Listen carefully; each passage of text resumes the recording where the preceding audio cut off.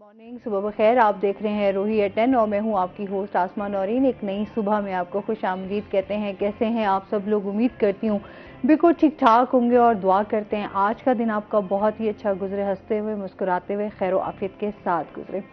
नाज़रीन, अगर हम मौसम की बात कर लें तो इस टाइम जो है आपको पता है कि बारिशें हो रही हैं। कल जितनी शदीद बारिश हुई है और उसकी वजह से जो है यहाँ पर लोगों को काफ़ी मुश्किलात का भी सामना करना पड़ा, क्योंकि इतनी तेज़ बारिश हुई है।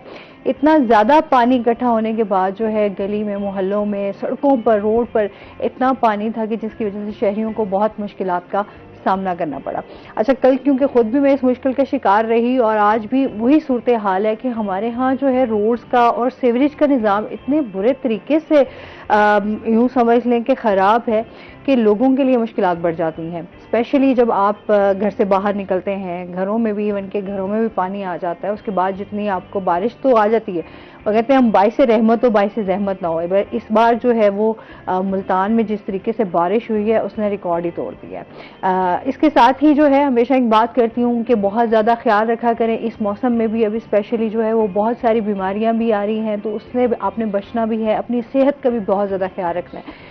आप अपनी सेहत के बारे में जितना पॉजिटिव होकर सोचेंगे, अच्छी हेल्दी डाइट लेंगे, उतने ही आप सेहतमंद भी रहेंगे। और इसके साथ ही अपने अपने बच्चों की भी सेहत का ख्याल रखना है।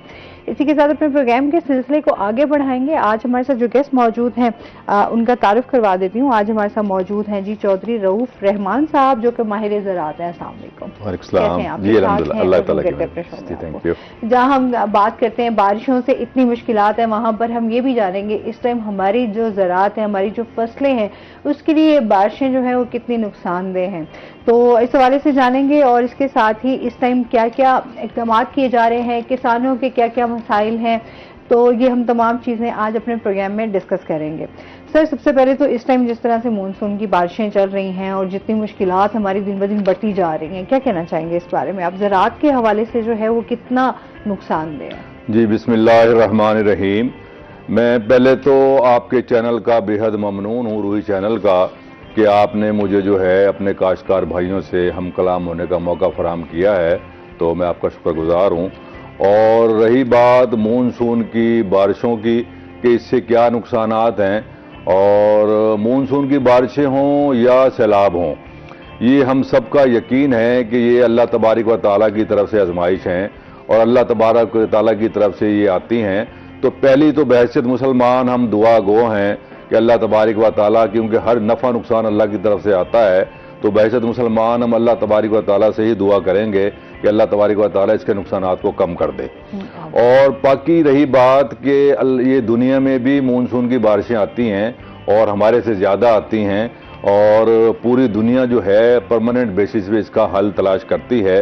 और हमारे यहाँ बदकिस्मती ये है कि हम हर काम के आदी हो गए हैं कि हर काम हम एडहाक बुनियादों पे करते हैं कि जब हमारे सर पे पड़ जाती है उसके बाद आप स्ट्रेटजीज बनाते हो, तो आधा काम तो आपका वैसे नहीं होना होता। अगर आप काम अपना पहले कर लेंगे तो कायदा है अल्लाह तबारक व तआला का भी, दुनिया का भी, कि आपको नुकसानात आधे होंगे। और जब आप पे पड़ जाएगी फिर आप हैपजट में काम करोगे तो आपकी प्लानिंग जो है वो उस तरह की कामयाब नहीं होगी। तो बारिशों से नुकसान बहुत ज्यादा हो रहा है और पूरी दुनिया के अंदर क्लाइमेट चेंज आ रही है ग्लोबली, और पूरी दुनिया इस पे जो है वो थिंक टैंक बिठाए हुए हैं पूरी दुनिया ने कि यार ये ग्लोबल जो है चेंज आ रही है। इंग्लैंड के अंदर अभी भी मेरी कल भी बात हुई कि सख्त गर्मी थी इंग्लैंड के अंदर, और हमारे यहाँ कल मुल्तान के अंदर जो है वो आप हैरान होंगी कि रिकॉर्ड टूटा है बारिश का कि 1 घंटे में 130 मिलीमीटर बारिश हुई है 1 घंटे में। तो रिकॉर्ड बारिश, हाँ, रिकॉर्ड बारिश हुई है और इस रिकॉर्ड बारिश के नुकसानात लामहला होने हैं।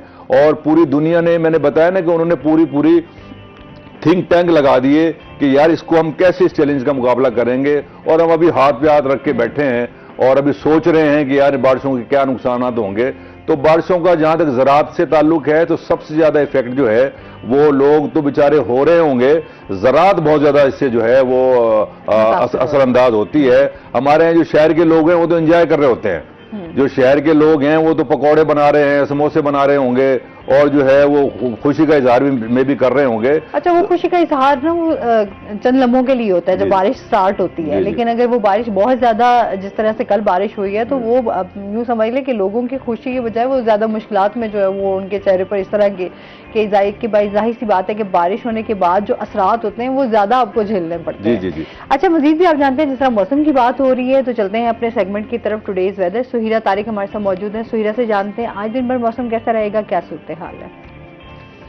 जी, आज मुल्तान शहर का मौसम खासा खुशगवार है। काफ़ी अरसे के बाद मुल्तान के शहरियों को इस तरह का खूबसूरत मौसम इंजॉय करने का मौका मिला है, क्योंकि गुज़िश्ता रोज़ बारिश जो है वो जारी रही थी और मूसलाधार बारिश की वजह से जल थल एक हो गया था। अभी तक उस बारिश की जो असरात हैं वो बाकी हैं। रोड्स पर जहां पानी जमा हुआ है वहीं पर धूप जो है वो अभी तक नहीं निकली है। शहरी बहुत ज़्यादा खुश दिखाई दे रहे हैं। आज भी अगर हम मौसम की सूरत हाल की बात करें तो दिन 2 बजे के बाद तेज़ बारिश बरसने के इम्कानात माहिरीन मौसमियात ने जो है वो बताए हैं, जाहिर किए हैं। और अभी सुबह के वक्त भी कई इलाकों में रिमझिम बूंदाबांदी का सिलसिला जो है वो जारी था। ठंडी हवाएं चल रही हैं, आसमान पर जो है वो बादल छाए हुए हैं, धूप का जो है वो नामो निशान नहीं है। इतने अरसे के बाद जो इतनी तेज़ बारिश हुई है और अभी तक जो मौसम इस कदर खुशगवार है, उसकी वजह से शहरी जो हैं वो खासे खुश हैं।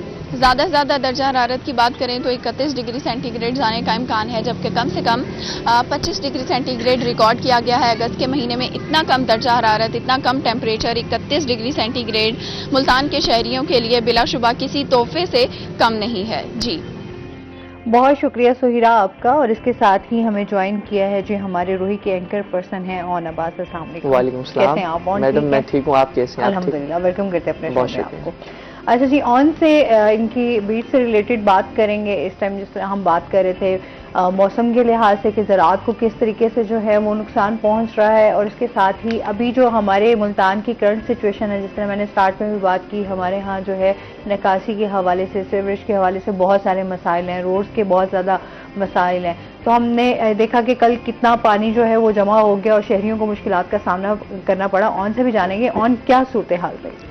अभी अगर करंट सूरत हाल की मैडम हम बात करें तो पूरे मुल्तान शहर का आपको पता है कि जिस तरह से जितना भी हमारा सीवरेज लाइन के मंसूबे होते हैं, जब भी कहीं पर कोई नया मंसूबा सीवरेज लाइन के हवाले से आए तो उसे एक बिल्कुल एक जो रोड होता है, बिल्कुल एक मेटल रोड होता है, उसे तोड़ा जाता है सीवरेज मंसूबे के लिए। उसके बाद जब उस रोड पर सीवरेज मंसूबा शुरू कर दिया जाता है तो बाद में उन्हें याद आता है कि भाई अभी सीवरेज का मंसूबा जो है वो मुकम्मल पूरा नहीं हुआ। दोबारा से रोड बन भी जाता है तो उसे दोबारा से जो है उखाड़ दिया जाता है, जिसकी वजह से बड़े मसाइल का शिकार रहती है आवाम। कहीं अगर सीवरेज ठीक है तो रोड्स खराब हैं, रोड्स ठीक हैं तो सीवरेज खराब है। अभी जो सूरत हाल बारिश की वजह से बनी, आप देखें मुल्तान कैंट का एरिया जो है, आप हाई कोर्ट रोड पे देखें, आप जो है एसपी चौक के करीब देखें, आप गिलानी हाउस के बाहर देख लें आप। अच्छा, मुल्तान के बड़े बड़े सियासतदान गिलानी साहब और साथ ही शाह महमूद कुरैशी साहब, इन दोनों के घरों के आगे मंजर देखने वाले होते हैं जब बारिश आ जाए। सारा जो पानी है तकरीबन 2 से 3 फुट वहां जमा हो जाता है, जिसकी वजह से अभी भी जिस तरह से आज मॉर्निंग शो था, मैं खुद घर से आया हूं तो मुझे भी बड़ी तकलीफ हुई है कि रास्ते में 2-3 फुट जो है मैडम हमें इस हवाले से अभी तक पानी खड़ा है। मतलब ये सूरत हाल है। कल भी खुद जब यहाँ पर हम शो के लिए आना था तो मैं खुद बड़ी, एक तो हम जाहिर सी बात है घर से निकले, घंटा लग गया हमें यहाँ पर पहुंचते घर में, इतना पानी था। और कल भी यही सेम सिचुएशन और आज भी उसी तरीके से बहुत सारी जगहों पर यही हाल है, अभी तक पानी वहां पर बिल्कुल ऐसे। अच्छा, इसमें अगर हम बात करें वासा इंतजामिया के हवाले से, तो जब सुथरा पंजाब प्रोग्राम शुरू हुआ था तो उसमें जो है तकरीबन नई मशीनरीज के लिए वासा इंतजामिया को 4 अरब रुपए का जो फंड है वो मुख्तस उसके लिए किया गया था, जिसमें से आधे से ज्यादा फंड मिल भी चुका है, मशीनरीज आ भी चुकी हैं। और उसके बावजूद अब जो है, अब ये जब हमने रिसेंट इंटरव्यू वासा इंतजामिया से इस हवाले से किया तो उनका ये कहना था कि हमारे पास अमला शॉर्ट है। अगर आप 4 अरब की मशीनरीज का फंड जो है देने के लिए आप तजवीज पेश कर सकते हैं, साथ ही अपने अमले की भर्ती के लिए भी आप जो है नोटिफिकेशन निकालें। अगर मशीनरीज हैं उसे चलाने वाला ही कोई ना हो तो उस मशीनरी का क्या फायदा। तो अब जो सूरत हाल बन चुकी है, इसमें पूरी जो है मुल्तान में ये हर साल का यही सूरत हाल रहती है। जब भी बारिश आती है हम देखते हैं 2 से 3 फुट जो पानी जमा हो जाता है। सबसे बड़ी उसकी वजह यही, जो हमारे डिस्पोजल्स हैं वो बहुत पुराने हो चुके हैं। पूरी सीवरेज लाइन है शहर की, वो जो है इस वक्त बिल्कुल बर्बाद हो चुकी है। उसकी कोई मेंटेनेंस का काम नहीं होता, ना ही उसका जो है साफ सुथरा उसे रखा जाता है। अच्छा, इसमें हमारा भी देखा जाए तो बहुत कसूर है, क्योंकि हम जो है हमारी जो सीवरेज पाइपलाइंस में हमें पता है जो चीज पानी जाना होता है, उसमें जो है हम शॉपर्स या इस तरह की चीजें जो है हम ऐड ऑन कर देते हैं, जिसकी वजह से जाहिर सी बात है वो सीवरेज लाइंस में जब जानी है तो उसके अंदर वो कचरा जब फंसेगा तो पूरे इलाका मकीन जितने भी मुतासिर होंगे। तो इस हवाले से हमें भी ख्याल रखना चाहिए। हाँ, बिल्कुल, ये है कि अपने हिस्से की जिम्मेदारियां भी तो हमें निभानी चाहिए। अच्छा सर, क्योंकि जैसे कि हम देख रहे हैं कि सैलाबी सूरत हाल जो है वो इस टाइम बनी हुई है, और उसके बाद जो है आप क्या समझते हैं कि किसानों को अब क्या अहम कदम उठाने चाहिए और क्या एहतियाती तदबीर इख्तियार करनी चाहिए? जी, सैलाब जो है पाकिस्तान में कोई पहली दफा नहीं आ रहे, और ये एक हिस्ट्री है कि 2010 में बड़ा रिकॉर्ड सैलाब आए थे। और मेरा साथ ही आपके मुल्तान के करीबी इलाके कोटादू से मेरा ताल्लुक है, तो कोटादू तकरीबन पूरा डूब गया था 2010 में। आपको याद होगा कि 8 से 10 फुट तक पानी आ गया था।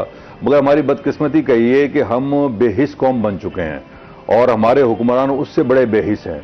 और उस वक्त तो फॉर द टाइम बीइंग जो है वो स्टेप लिए गए और बड़ी जो है शोर भी मचा और जो है वो डिबेट भी हुई। मगर जैसे ही वो सैलाब उतरा उसके बाद हम वही नॉर्मल तरीके से हमने गुजारना शुरू कर दिया। पूरी कौमें जो हैं वो सैलाब पूरी दुनिया में हमारे से ज़्यादा बांग्लादेश में आते हैं, इंडिया में आते हैं और दुनिया के अंदर सैलाब आते हैं। पूरी दुनिया बैठ के तदबीर करती है और अल्लाह तबारक व तआला ने हमारे जिम्मे लगाई भी तदबीर है, करना मेरे रब ने है। तो सैलाब के लिए ये है कि इस दफ़ा फिर चांस सैलाब का बढ़ रहा है, और उसके लिए मैं फार्मर्स को यही कहूँगा, काश्तकारों को भी और इलाका के मकीनों को भी, कि खाली गवर्नमेंट के ऊपर ना रहें कि गवर्नमेंट हमारे लिए कुछ करेगी। और जो सैलाब जिन एरियाज में आते हैं वो एक हिस्ट्री है, उन लोगों को पता होता है।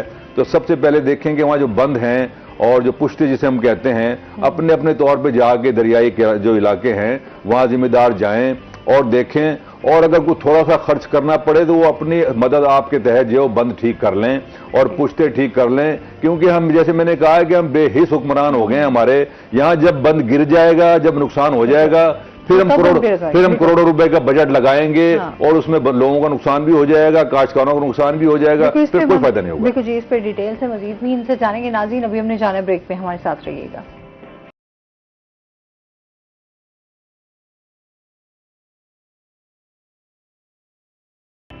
वेलकम बैक नाज़रीन। जी, हम बात कर रहे थे कि सैलाबी सूरत हाल से निपटने के लिए जो है वो क्या एहतियाती तदबीर जो है वो किसान इख्तियार कर सकते हैं? जी, उसमें यही है कि सैलाब का मैंने पहले तो आपको अर्ज की कि बंद देखे जाएं, उन बंदों को अपने तौर पे जो है मैनेज किया जाए, और अगर थोड़ा खर्चे के साथ वो मैनेज हो सकते हैं तो उनको किया जाए।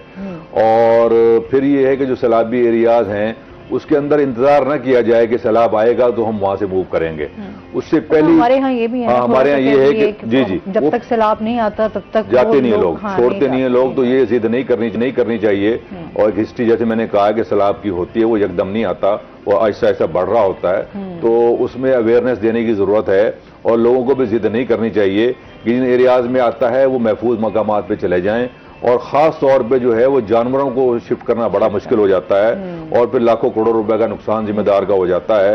कहीं अगर ऐसी सूरत हाल बने तो सबसे पहले अपने जो जानवर हैं उनको वो शिफ्ट कर लें और अपने बच्चों को भी महफूज मकाम पे ले जाएं। और मतलब इसके लिए ये है कि वो इंतजार ना किया जाए कि जब फ्लड आएगा तो उस वक्त पे ज्यादा नुकसान हो जाता है। और जान ज्यादा अजीज है, माल से ज्यादा हुक्म भी यही है कि जहां जान और माल की बात आ जाए तो जान बचाई जाए, माल को कुर्बान कर दिया जाए। अल्लाह तबारक व तआला माल की कंपनसेशन कर देंगे, जान की कंपनसेशन नहीं है। तो जहां जिन एरियाज में हिस्ट्री है सैलाब की तो वहां प्रिवेंट हमें जो है वो स्ट्रेटजी बनानी चाहिए और इंतजार नहीं करना चाहिए। वहां मैंने अर्ज की कि जहां थोड़ा है वहां अपने मदद आपके तहत जो है बेहतरी की कोशिश करनी चाहिए। बाकी बच्चों को, जानवरों को जो है वहां से शिफ्ट कर देना चाहिए और जानवरों को जो है वैक्सीन भी लगवाएं और बच्चों को भी वैक्सीन लगवाएं ताकि वैक्सीन, इसके सैलाब के बाद बीमारियां बहुत तेजी से फैलती हैं और हमने देखा है हिस्ट्री में भी कि जानवर बहुत ज्यादा इफेक्ट होते हैं। तो उस स्ट्रेटजी को अपनाया जाए। जी, अच्छा, इसी के साथ ही जो है ऑन से भी जानेंगे। ऑन इस टाइम सैलाबी सूरत हाल की हमने देखा कि हाई अलर्ट जारी कर दिया गया है, इस हवाले से बताइएगा। इस साल जो है रिकॉर्ड हमने देखा है कि जो बारिशें देखी जा रही हैं पंजाब भर में, तो उसके बाद वज़ीर आज़म शहबाज शरीफ साहब जो है उनने जो हमारे डिज़ास्टर मैनेजमेंट का जो हमारी कमेटी है उसे एक टास्क सौंप दिया है कि इस साल क्योंकि बर्फ़ भी बहुत ज़्यादा पिघली है और साथ ही साथ आप लाहौर में देखें कि वहाँ पर तकरीबन 80 साल रिकॉर्ड और मुल्तान में भी जो है कल तकरीबन 130 मिलीमीटर की जो बारिश हुई उसके बाद जो है आप सूरत हाल देखें इस वक्त हम वैसे ही सैलाब की बात करें और जिस तरह से हमने भी सीवरेज और उस हिसाब से बात की वैसे ही हम देख रहे हैं कि सैलाब तो ऐसे लग रहा है बन चुकी है। तो उस सूरत हाल में जो है अब हमारी ये देखना ये होगा कि किस तरह से हमारे जो इदारे जितने भी हैं हमारी हुकूमत है किस तरह से इस एक खतरात जो हमारा ये बन जाते हैं सैलाब के उनसे निमटने के लिए इकदाम करती है। क्योंकि हमने देखा आज से 2 साल पहले जब सैलाब आया था तो उस सूरत हाल में ये हुआ था कि काफी ज्यादा नुकसान हो गया था। अभी जिस तरह से बात हो भी रही थी कि कैंप्स जो हैं अभी 2 माह पहले भी सैलाब के कुछ खतरात आए थे जिसमें जो है चनाब के मकाम मराला पर भी जो है हाई अलर्ट जारी हुआ था। उसके बाद मुल्तान शहर के अंदर कैंप्स लगा दिए गए थे। मगर जितने भी लोग होते हैं जब तक सैलाब मुकम्मल तौर पर नहीं आता जब तक अब अपनी लपेट में उन्हें नहीं ले लेता तब तक वो लोग कैंप्स की तरफ मूव नहीं करते। अगर हुकूमत कैंप्स अभी भी जो है कुछ दिनों में हमें देखने को मिलेगा कि जो महफूज मकामात हैं शहर के वहां पर जो है कैंप्स लगाए जाएंगे तो जितने भी लोग हैं उन्हें चाहिए कि वक्त से पहले जो है वहां पर उन कैंप्स की तरफ मूव करें ताकि जो है जान अपनी बचा सकें। जान से बढ़ के तो कुछ भी नहीं।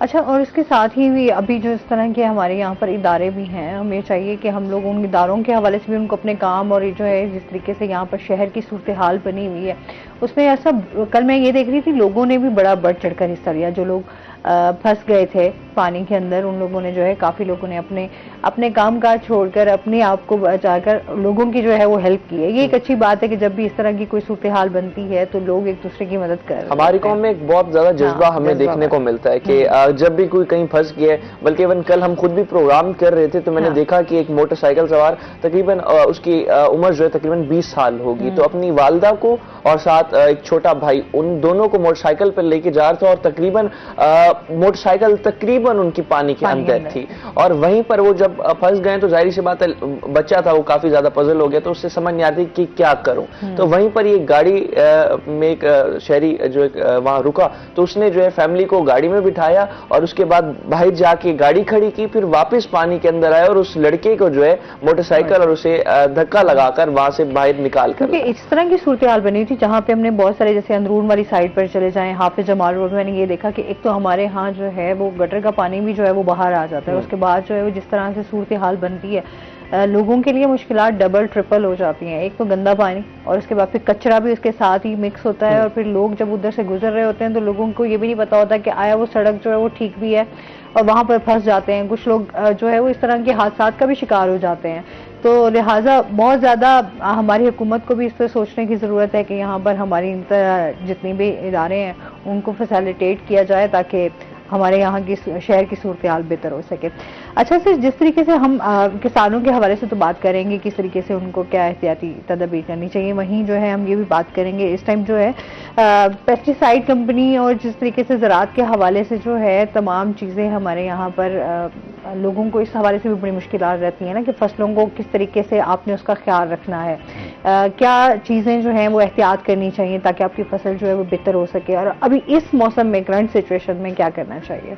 जी, इसमें ये है कि हमारे यहाँ 2 मेजर क्रॉप्स इस वक्त हैं, एक कॉटन है और एक राइस है और ये दोनों बड़ी सेंसिटिव क्रॉप हैं और हमारी मेजर क्रॉप हैं और हम इसी पे हमारी इकॉनमी डिपेंड कर रही है क्योंकि ना हम सुई बना सकते हैं ना हमको टायर बना सकते हैं। हम जिस वक्त भी निकले, मैं बड़े तवातुर से बात कर रहा हूँ कि हम एग्रीकल्चर से ही निकलेंगे, मुल्क जो हमारा निकलेगा वो एग्रीकल्चर पे हम तवज्जो देंगे तो निकलेगा, मगर बदकिस्मती से वो तवज्जो अभी तक एग्रीकल्चर पे नहीं दी जा रही। बात क्योंकि अभी फ्लड की हो रही है, मानसून की हो रही है, तो इसका बहुत बड़ा नुकसान है दोनों क्रॉप्स को और लोग ये समझते हैं कि सिर्फ जो है काटन को शायद नुकसान है। काटन को नुकसान ये है कि अगर पानी खड़ा होता है बारिशों का तो वहां फिर आप फर्टिलाइजर नहीं दे सकते, वहां आप स्प्रे नहीं कर सकते और वहां फिर जब अगर ये बड़ी सेंसिटिव क्रॉप होती है काटन की और इसके अंदर अगर पानी तो ज्यादा देर खड़ा रहे तो ये बिल्कुल ग्रोथ इसकी रुक जाती है और सूख जाता है पौधा जो है और फिर अल्टीमेटली नुकसान बहुत ज्यादा बढ़ जाता है। तो इसमें पहली बात है कि पानी ना खड़ा होने दें, अगर बारिशों का पानी आ गया है तो उसको कोशिश करें कि खत्म निकल जाए वो।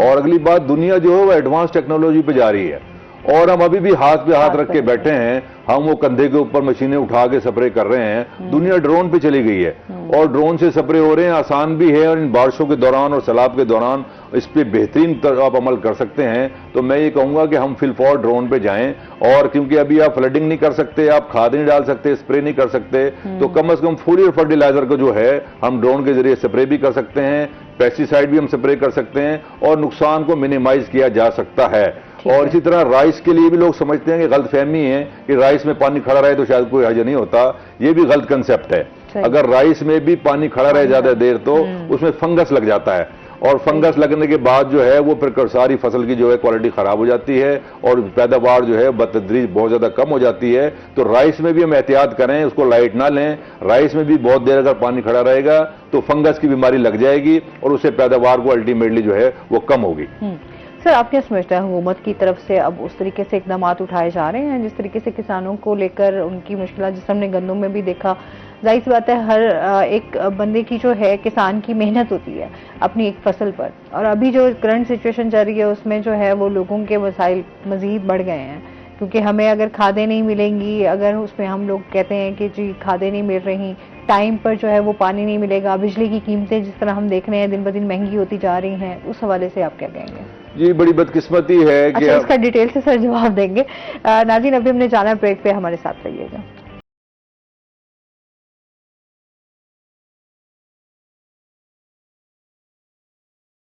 वेलकम बैक नाज़रीन। जी, हम वहीं से कंटिन्यू करते हैं। जी, मैं ये कहना चाह रहा था कि हमारे यहाँ कलमे के बाद जो चीज़ सबसे ज़्यादा बच्चों को रटवाई जाती है और पढ़ाई जाती है ना, वो ये पढ़ाई जाती है कि जो हमारा मुल्क एक ज़रूरी मुल्क है और हमारे मुल्क की जो है वो आबादी का दारोमदार ज़राअत पे है। मगर बदकिस्मती ये है कि हम ज़राअत के साथ सुतेली माँ से भी बुरा सलूक करते हैं। ये रिकॉर्ड की बातें हैं और बड़ा अफसोस भी होता है कि हमारे पास हल ही सिर्फ ज़राअत है, और दुनिया जो है अब फूड सिक्योरिटी के ऊपर बहुत ज्यादा फोकस कर रही है। और यहां तक भी बातें हो रही हैं कि बॉर्डर सिक्योरिटी को लोगों ने पीछे कर दिया कि यार अगर खुराक होगी तो फौजें बचेंगी। तो फूड सिक्योरिटी आप अंदाजा लगाएं कि सऊदी अरब जैसा मुल्क जो है वो ज़राअत की तरफ जा रहा है, दुबई जैसा मुल्क जो है वो एग्रीकल्चर की तरफ जा रहा है, और अल्लाह ने हमें बेहतरीन काश्तकार दिया है, बेहतरीन जिम्मेदार दिया है, सब्र करने वाला जिम्मेदार दिया है, और इतना अच्छा जिम्मेदार है कि वो पूरे टब्बर का उसमें लगा हुआ है ज़राअत में, उसकी तनख्वाहें नहीं डालता, बच्चों की तनख्वाहें नहीं डालता, औरतों की तनख्वाहें नहीं डालता। यकीन करें जिस दिन उसने ये डालना शुरू कर दिया तो ये हम आप नजर नहीं आएंगे कि अभी तो वो अपने बच्चों की तनख्वाहें नहीं डाल रहा, अपनी बीवी की तनख्वाहें नहीं डाल रहा, अपने सारा टब्बर उसने लगाया हुआ उसकी तनख्वाहें, और फिर भी आप उसके साथ जुल्म कर रहे हो कि आप कमिट करते हो, आपने कमिट किया है कि ये 3900 रुपए में गंदम लेंगे, और उस बेचारे ने खादें उसी हिसाब से डाल दी, उसने जो है वो पेस्टिसाइड उसी हिसाब से डाल दी, डीजल उसी हिसाब से इस्तेमाल किया कि मुझे 4000 रुपये मुआवजा मिलेगा, और आज आपने नोटिफिकेशन निकाल दिया डीसीज के पास कि 2800 रुपए से ऊपर गंदम ज्यादा नहीं बेच सकता कोई। यार स्टेट का ये काम है, अगर स्टेट ही अपने लोगों को मारने पे आ जाए तो फिर अल्लाह ही हाफिज है। और जबकि आपको नजर भी आ रहा हो कि एग्रीकल्चर से ही आपका मुल्क निकल सकता है, तो मैं कहता हूं कि एग्रीकल्चर के साथ बड़ी जो है वो ज्यादती है, और ये जिम्मेदार किसी वक्त भी लावा फट जाएगा, और बड़ा डिफरेंस बढ़ गया जिम्मेदार की आमदनी में। और हम कारोबारियों की, मैं कारोबारी बंदा हूं, कारोबारी जो है वो गाड़ियों में फिर रहे हैं, वो जहाजों में फिर रहे हैं, हम मीटिंग्स करवा रहे हैं, और जिम्मेदार के बच्चे के पाँव में जूती भी नहीं है। हम बर्गर खा रहे हैं, हम जो है वो मैकडॉनल्ड में इस्तेमाल कर रहे हैं, और जो प्रोड्यूस कर रहा है ये सारी चीजें, उसके घर में रोटी भी नहीं है, उसका बच्चा स्कूल में भी नहीं जा सकता। तो ये डिफरेंसेस बहुत ज्यादा बढ़ गए हैं, तो इसको फिलफौर गवर्नमेंट जो है इस पर गौर करे, अदरवाइज चोरियां भी बढ़ेंगी, चकारियां भी बढ़ेंगी, और जो है डकैतियां भी बढ़ेंगी। फिर हम किसी को ब्लेम नहीं कर सकते। जब आप नाइंसाफी करेंगे, एक बंदा हलाल तरीके से रोजी कमाना चाह रहा है और आप हलाल तरीके से दरवाजे बंद करते चले जाओगे, तो फिर वो दूसरा रास्ता इख्तियार करेगा। जो कमजोर हैं वो खुदकुशी कर लेंगे, और जो ताकतवर हैं वो फिर जो है निकलेंगे बाहर, और वो फिर किसी बड़ी कार वाले को, किसी बड़े दफ्तर वाले को और किसी ओहदेदार को रहने नहीं देंगे। तो वक्त आ गया है कि सीरियस होकर इस बात पे सोचा जाए, और एग्रीकल्चर के अंदर बहुत पोटेंशियल है, गवर्नमेंट को भी बहुत ज्यादा रेवेन्यू आ सकता है, हम वैल्यू एडिशन की तरफ जाएं। मैं हमेशा बात करता हूं कि बांग्लादेश जो है उसके वो 10 अरब डॉलर की एक्सपोर्ट कर रहा है, वहां 1 इंच काटन नहीं होती। भाई आप जो है काटन से पेंटें बनाएं, आप जो है वो टॉवल बनाएं, आप जो है वो बेडशीट बनाएं। 20-20 हजार रुपए की पेंट बिक रही है, 20-20 हजार रुपए की एक बेडशीट बिक रही है, 20-20 हजार रुपए की जैकेट बिक रही है हमारी काटन की। तो इसी तरह आप जो है वो मुरब्बे हमारे आम रूल रहा है। अब इसके मुरब्बे बनाए, चटनियां बनाए, अचार बनाए, जैम बनाए, जेली बनाए, क्यों नहीं दे सकते हम? मैंगो का यानी 100 ग्राम का जो है वो 400-400 रुपए का जूस बिक रहा है, हम क्यों नहीं बना सकते?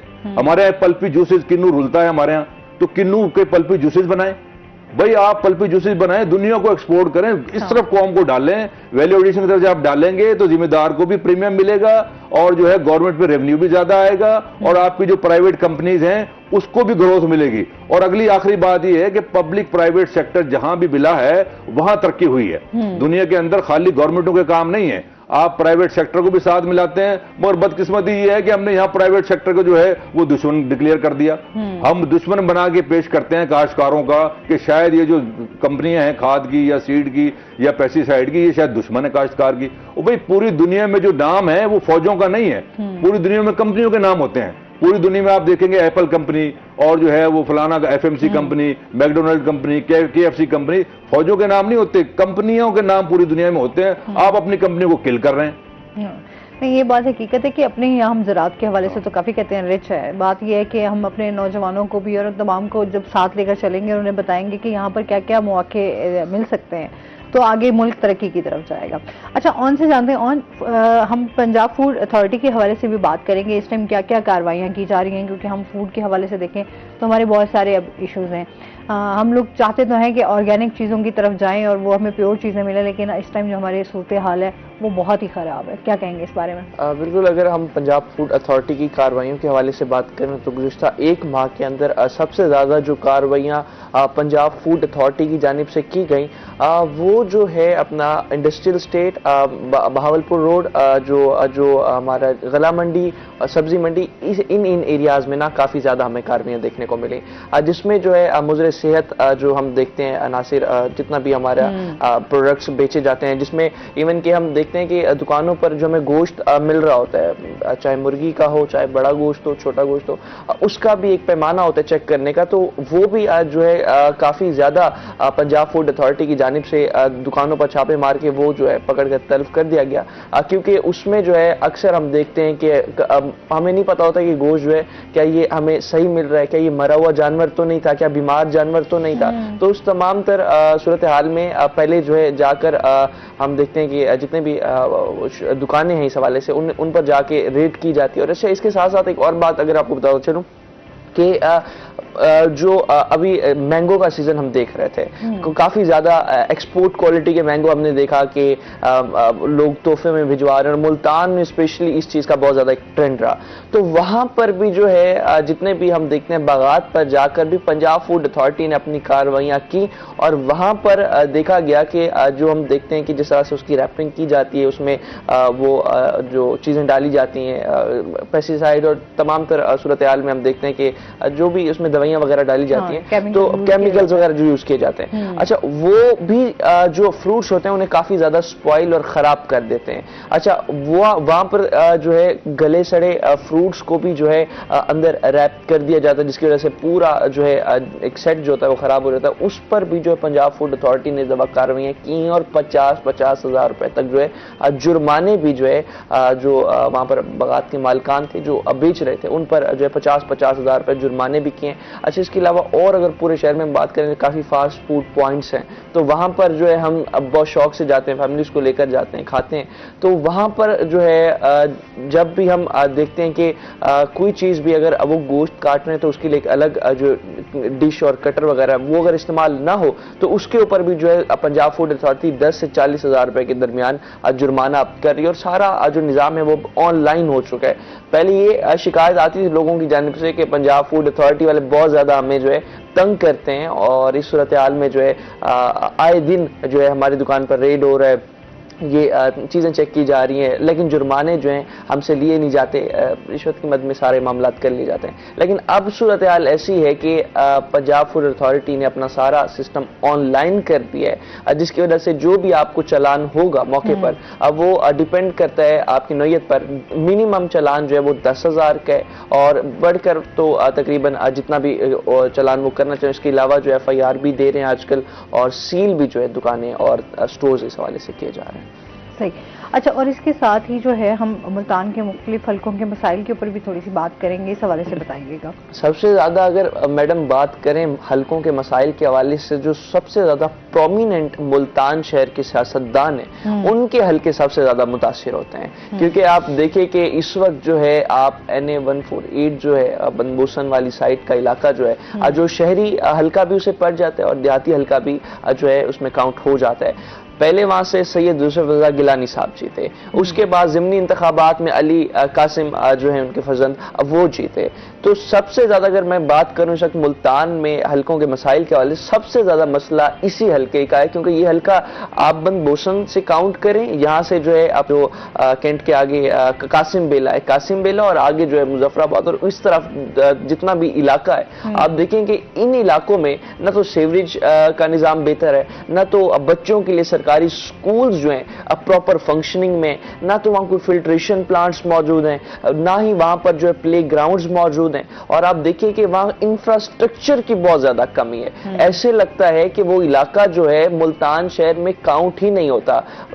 कई इलाके मतलब इसी हल्के के ऐसे हैं जिनसे मैं कहूं कि देहाती इलाका जो है वो भी कदरे बेहतर होगा, क्योंकि वहां जो आप एटमॉस्फेयर देखते हैं, वहां पर जो सड़कें देखते हैं वो फिर भी बेहतर होती हैं बनिस्बत इस इलाके के। अभी रिसेंट जो है यहाँ पर सबसे ज्यादा फुकदान है वो जो लड़कियां हैं, हमारी बच्चे हैं, उनके सरकारी स्कूलों का काफी ज्यादा यहाँ पर फुकदान है, जिसकी वजह से लोग जो है अब अपनी बच्चियों को पढ़ा नहीं पा रहे। प्राइवेट स्कूल का तो गरीब आवाम सोच ही नहीं सकती इस दौर में। आप देखें कि जिस तरह से फीस अब बढ़ती चली जा रही हैं, तो बुनियादी जरूरत में अगर हम बात करें, यही सियासतदान होते हैं जो आकर वादा दावा करते हैं हमारे साथ कि हम आते साथ ही बच्चों की तालीम पर काम करेंगे, इनकी सेहत पर काम करेंगे, बच्चों के लिए प्ले ग्राउंड्स बनाएंगे, इंफ्रास्ट्रक्चर बिल्ड करेंगे, और बात करते हैं कि हम IT सेक्टर बेहतर करेंगे। IT सेक्टर आप क्या बेहतर करेंगे, आपका इंटरनेट आए दिन बंद हुआ पड़ा होता है, जिसकी वजह से बड़ी बड़ी मल्टीनेशनल कंपनीज जो हैं वो पाकिस्तानी अकाउंट्स बैन कर रही हैं, जिसकी वजह से आप देखिए कि नौजवान इस वक्त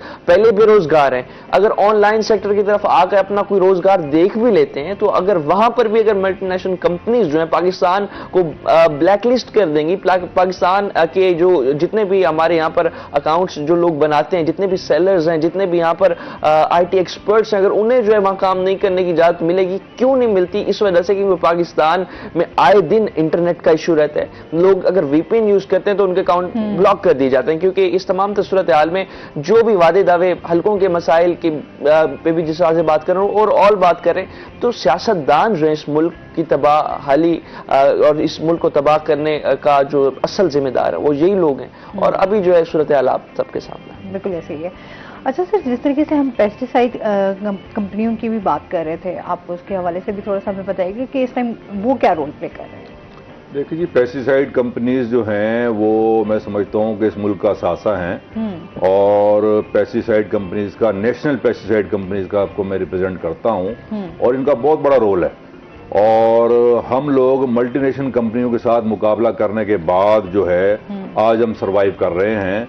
और हम आज से पहले 20 साल पहले सिर्फ मल्टीनेशनल कंपनीज होती थी, और वो ज़र मुबादला हमारे मुल्क का इकट्ठे करती थी और बाहर मुल्क के अंदर ले जाती थी। 20 साल पहले ये नेशनल कंपनियों का कंसेप्ट आया, और उस वक्त कोई इतनी बेहतरीन सूरत नहीं थी, इंपोर्ट सारी जब भी बाहर से होती थी। आज अल्हम्दुलिल्लाह हमारे यहाँ लोगों ने चाइना से ज़्यादा अच्छे प्लांट लगा लिए हैं, चाइना से ज़्यादा अच्छी फार्मूलेशन हमारे पास है, और टेक्निकल स्टाफ हमारे पास मल्टीनेशनल कंपनी से ज़्यादा है। इवन एग्रीकल्चर जो डिपार्टमेंट है उससे भी 2 गुना ज़्यादा हमारे पास स्टाफ है, हमारे पास व्हीकल हैं, हमारे पास टेक्निकल स्टाफ है। तो हम तो बहुत ज़्यादा जो है वो खिदमत कर रहे हैं। और मल्टीनेशनल कंपनी में आपको बता दूं कि 22 रुपए का डॉलर होता था, और एक दवाई कराटे होती थी, हमारे यहाँ जिम्मेदार जानते हैं काश्तकार, वो 850 रुपए का बेचते थे, 22 रुपए का डॉलर होता था, और आज डॉलर 300 रुपए का है, वही कराटे हम 500 रुपए की बेच रहे हैं। तो इसी तरह बाकी प्रोडक्ट्स भी जो है, हम तो बहुत ज्यादा खिदमत कर रहे हैं प्राइवेट सेक्टर। तो हमें इंकरेज किया जाए, हमारे खिलाफ एक प्रोपेगेंडा पैदा कर दिया गया कि शायद पाकिस्तान की नेशनल कंपनी जो हैं वो 2 नंबर अद्वियात बनाती हैं। आप हैरान होंगी कि पाकिस्तान में अगर सबसे खालिश चीज को इस वक्त अगर है तो वो पेस्टिसाइड की जरिए अद्वियात है। और ये मैं खाली मतलब क्लेम ऐसे नहीं कर रहा, मैं आपको इसका फिगर के मुताबिक बता रहा हूं कि 15 साल का डाटा गवर्नमेंट का ये कह रहा है कि 97% हमारी जरिए अद्वियात ठीक है। 15 साल सैंपलों का रिकॉर्ड आपको बता रहा है, वो मैं कहीं भी कहेंगे किसी भी फोरम पे मैं पेश करने के लिए तैयार हूं। ठीक है जी, बहुत शुक्रिया। इस पर मजीद बात करेंगे। नाज़रीन, अभी हमने जाना है ब्रेक पे, हमारे साथ रहिएगा।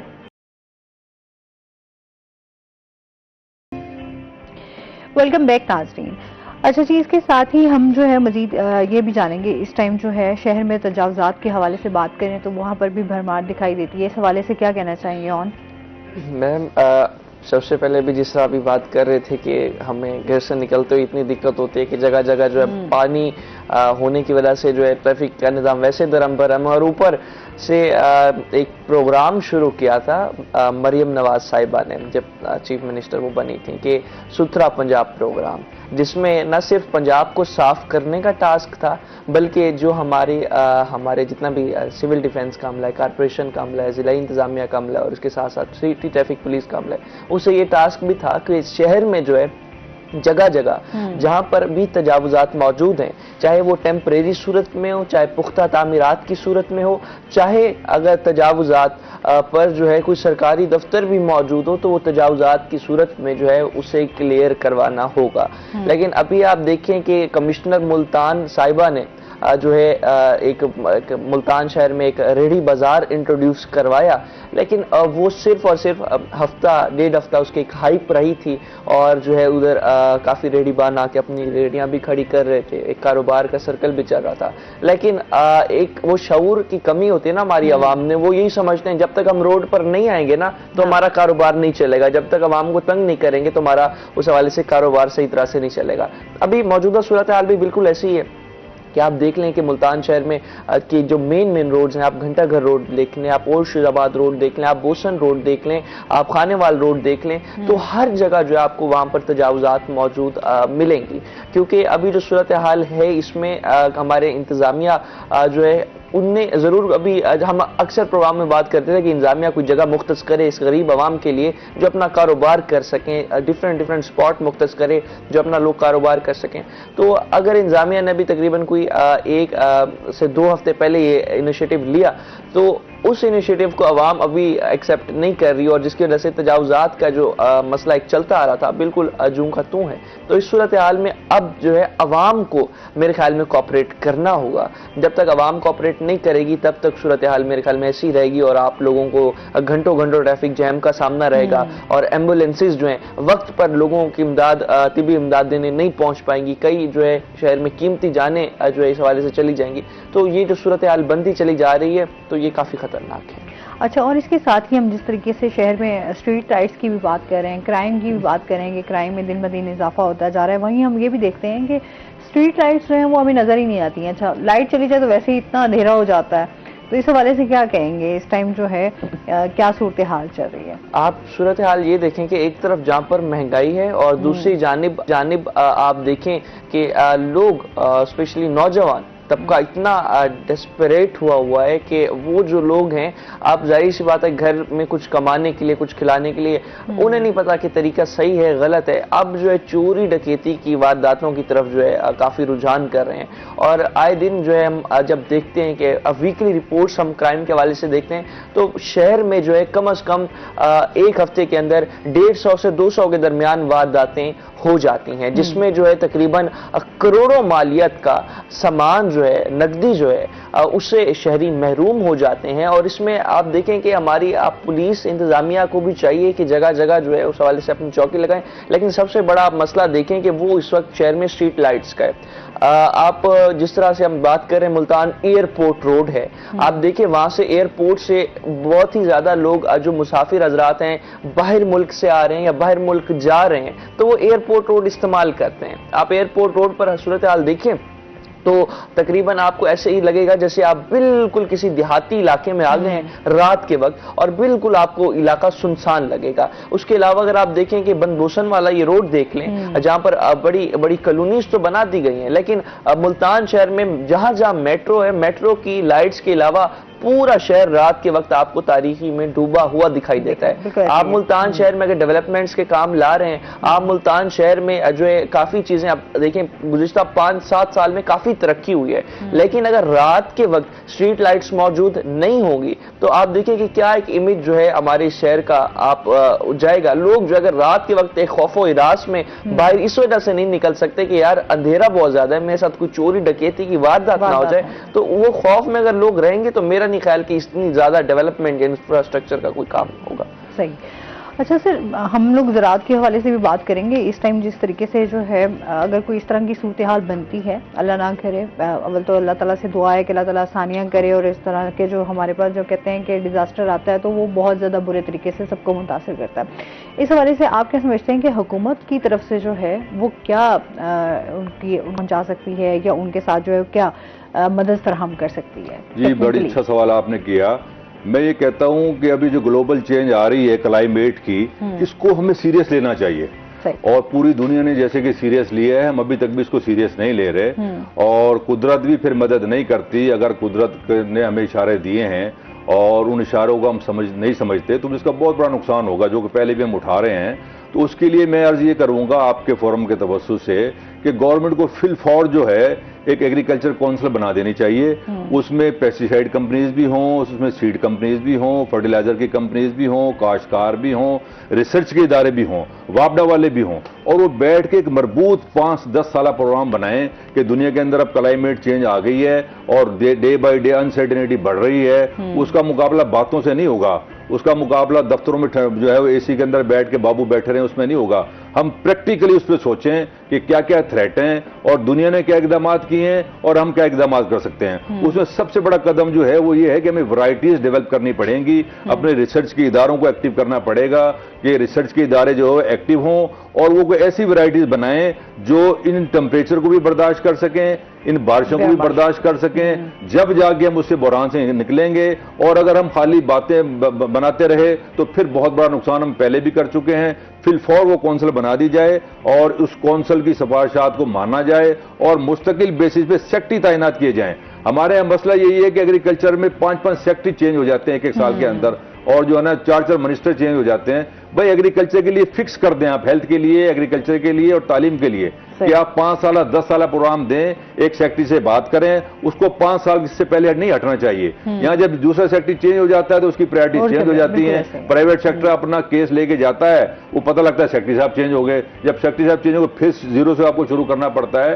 तो फिल फॉर जो है हमें क्लाइमेट चेंज को मद्देनजर रखते हुए ये कौंसल हम बना दें। और अगली आखिरी बात मैं ये करूंगा कि हमें फ्लड के लिए छोटे छोटे डैम बनाने चाहिए, और जैसे कि दुनिया बना रही है। और अगली बात ये है कि हमें जो है वो दरख्तों को लगाना चाहिए बहुत ज्यादा, कि आप मुकाबला कर सकते हो क्लाइमेट चेंज का दरख्त लगा के, कि ये बैलेंस हो जाएगा। जब आप मैक्सिमम दरख्त लगा देंगे तो उसकी शिद्दत में कमी आ जाएगी। बिल्कुल, बहुत शुक्रिया आपका, आप हमारे साथ रहे और ज़राअत के हवाले से काफी डिटेल से बातचीत हुई। इसके साथ यौन आपका भी बहुत शुक्रिया। नाज़रीन, अभी हमने ब्रेक पे जाना है, जब हम ब्रेक से वापस आएंगे तो हमारे साथ और गेस्ट मौजूद होंगे, हमारे साथ रहिएगा।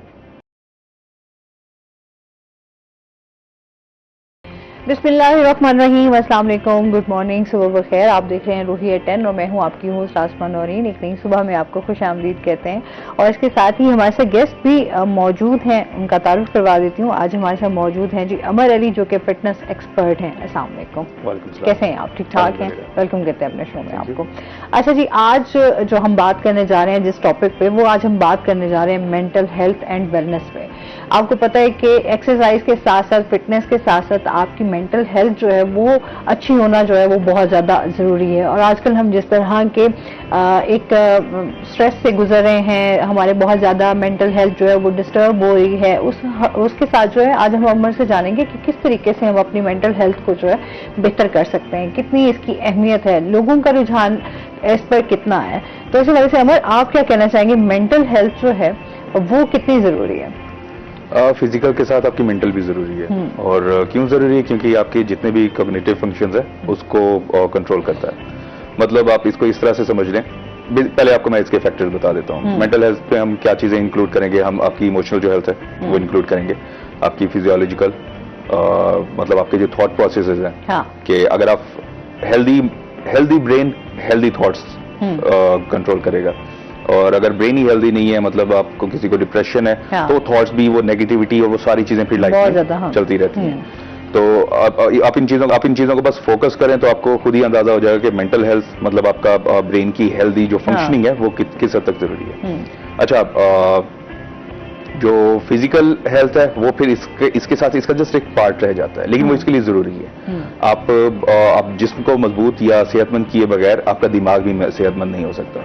इसको आप अपने माशरे में आसपास भी बहुत सारे लोगों में देखते होंगे।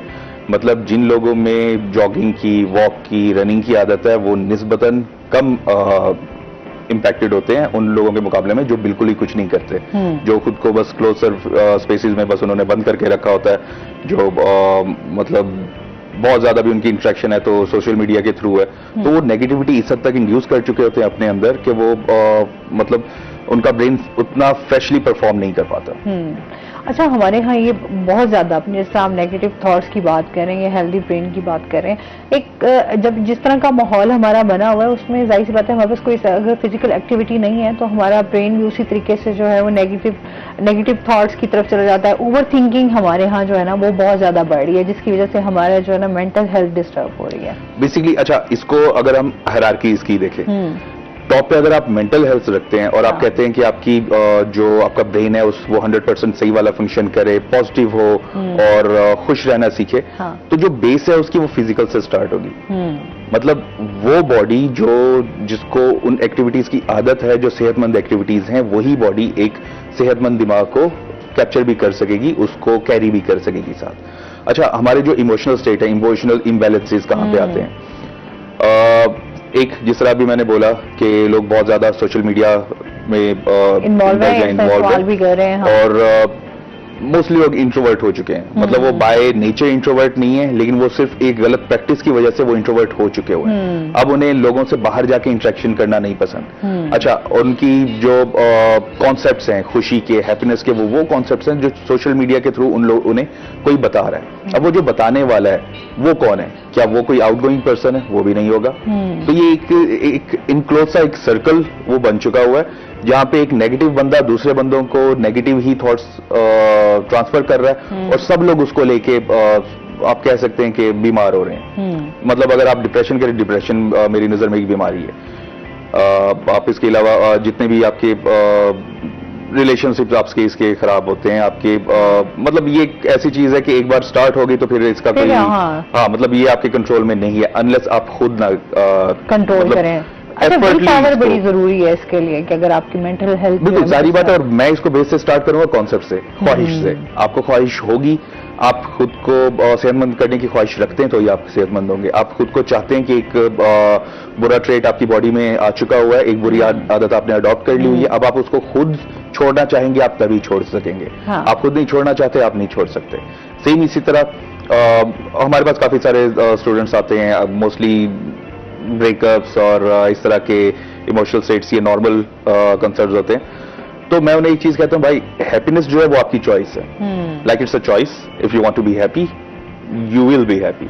अगर आप चाहते ही नहीं हो, अगर आप चाहते हो कि नहीं मैं मुझे दुख पसंद है, मुझे सैडिस्ट रहना पसंद है, मुझे सैड म्यूजिक सुनना पसंद है, मुझे उस तरह की इन्वायरमेंट या ऐसे दोस्तों में रहना पसंद है जो खुद दुखी हैं, क्योंकि मुझे अपने दुख उनके साथ मिरर करके थोड़ा सा अच्छा फील आता है, तो आप मेंटली इल हो चुके हो। और ये बिल्कुल आगाज है। अगर आप इसको अभी से नहीं वो करोगे तो शादी के बाद या जैसे जैसे आपकी लाइफ आगे बढ़ेगी, ये आपकी अचीवमेंट्स के राह में भी सबसे बड़ी रुकावट होगी। आपके जो रिलेशन है उनमें भी सबसे जो ज्यादा सबटाइजिंग जो रीजन होगा, जो फैक्टर होगा, वो यही होगा कि आपकी अपनी ख्वाहिश ही नहीं है खुश रहने की। आप देखें बहुत से लोग हैं जो जिन्हें सब कुछ मिला होता है, बट वो जो उन्हें अवेलेबल है, जो उनके पास है, उसकी कदर करने की बजाय, उस पर खुश होने की बजाय वो उस चीज की तरफ ध्यान रखते हैं जो उनके पास नहीं है, या फॉर द टाइम बीइंग नहीं।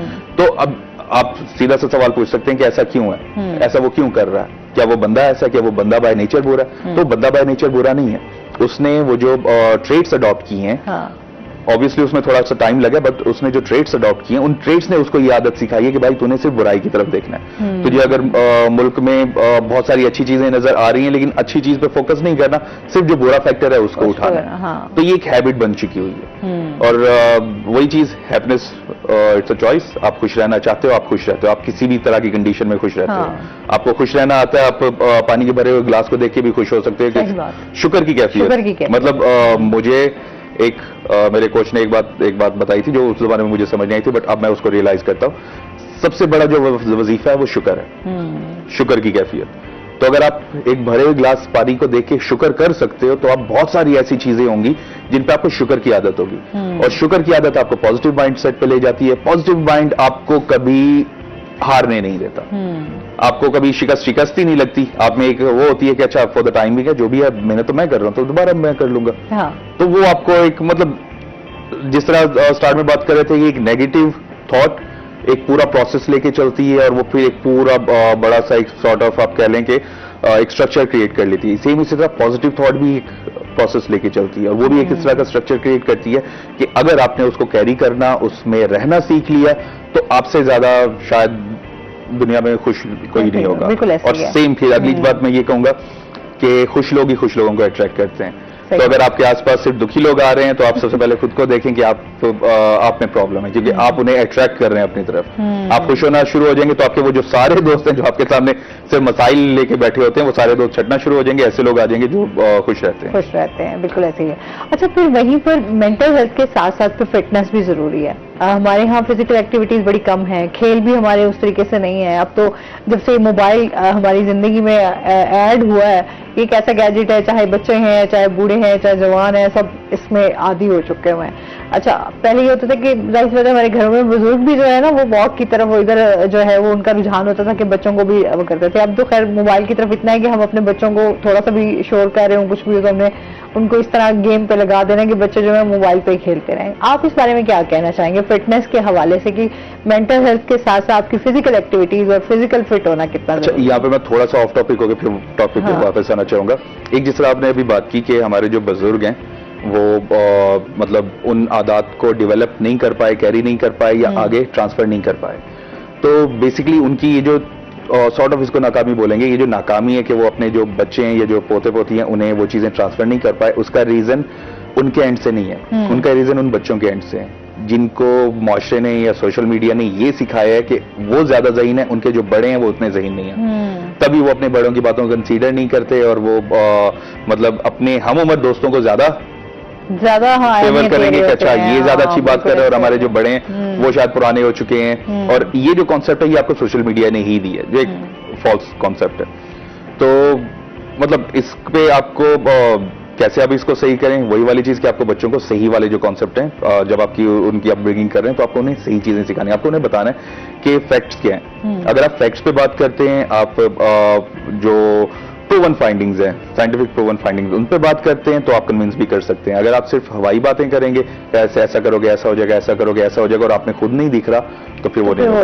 तो वो बड़े जो बच्चों से कुछ करवाना चाहते हैं, तो पहले उन्हें खुद करना है, खुद वॉक करना शुरू कर देंगे, बच्चे भी खुद करना शुरू कर देंगे। जिम ज्वाइन कर लेंगे, बच्चे भी ज्वाइन कर लेंगे। अगर खुद जिम ज्वाइन नहीं करते, खुद वो बैठे सेलफोन यूज कर रहे हैं, और बच्चों को कहते हैं नहीं ये तुम्हारे लिए बहुत बुरी चीज है और इसको रखो, तो पहला सवाल करेंगे कि आपके लिए बुरा नहीं है। और आ भी जाता है ये चीज, हम लोग कि हम किस चीज से मना कर रहे हो, तो फौरन से उसका रिएक्शन आ जाता है कि फिर आप लोग क्यों यूज कर रहे हैं। बिल्कुल, क्योंकि बच्चों में वो जो क्रिटिकल थिंकिंग है वो डेवलप हो रही होती है, और ये नेचुरल है। जैसे वो छोटे बच्चे का कहा जाता है कि उसको आप किसी मतलब ऊंचाई पे ले जाएं तो कभी भी नीचे नहीं करेगा, हालांकि आपने उसको नहीं सिखाया, जो टॉडलर है कि नीचे खला है और चोट लग सकती है, ये जेनेटिक्स में।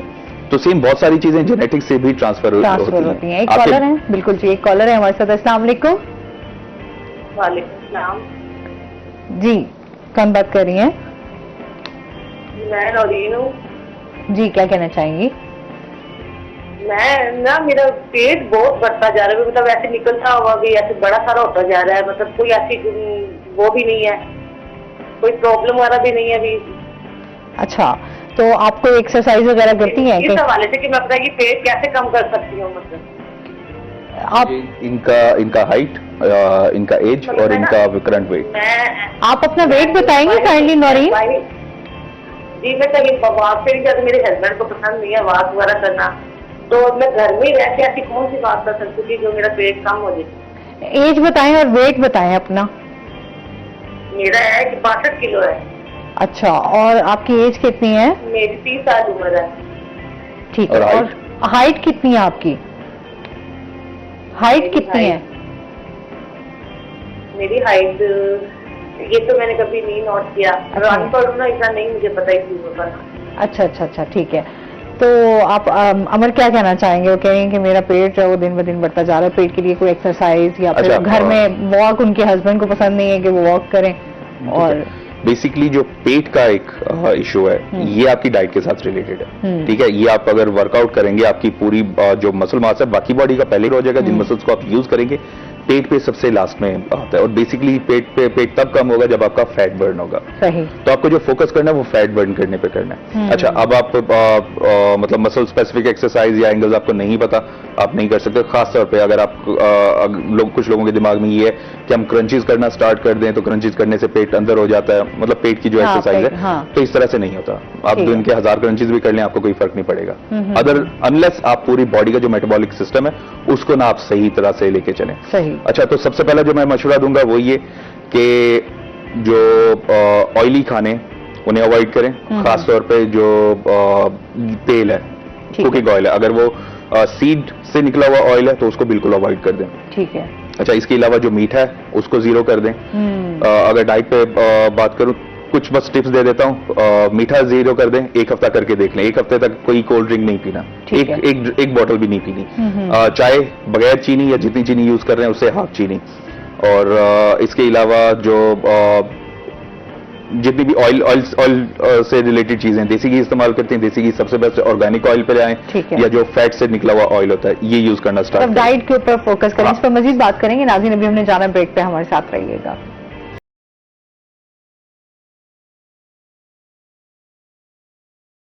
वेलकम बैक नाजरीन। और इसके साथ ही हमें ज्वाइन किया है डॉक्टर अफीफा अमीन अली ने, जो कि infection prevention and control specialist हैं। अस्सलाम वालेकुम। हेलो, अस्सलाम वालेकुम। कैसी हैं आप? ठीक ठाक हैं? अल्हम्दुलिल्लाह। आपको अच्छा, आज हम डॉक्टर अफीफा से जो डिस्कस करने जा रहे हैं वो हम बात करने जा रहे हैं मंकी पॉक्स पे। आपको पता है कि मंकी पॉक्स एक ऐसी बीमारी है जो आए दिन हम सुन रहे हैं इसके हवाले से कि बहुत सारे केसेस आ रहे हैं। आया पाकिस्तान में इस टाइम क्या सूरत हाल है? मंकी पॉक्स है क्या एक्चुअली ये बीमारी?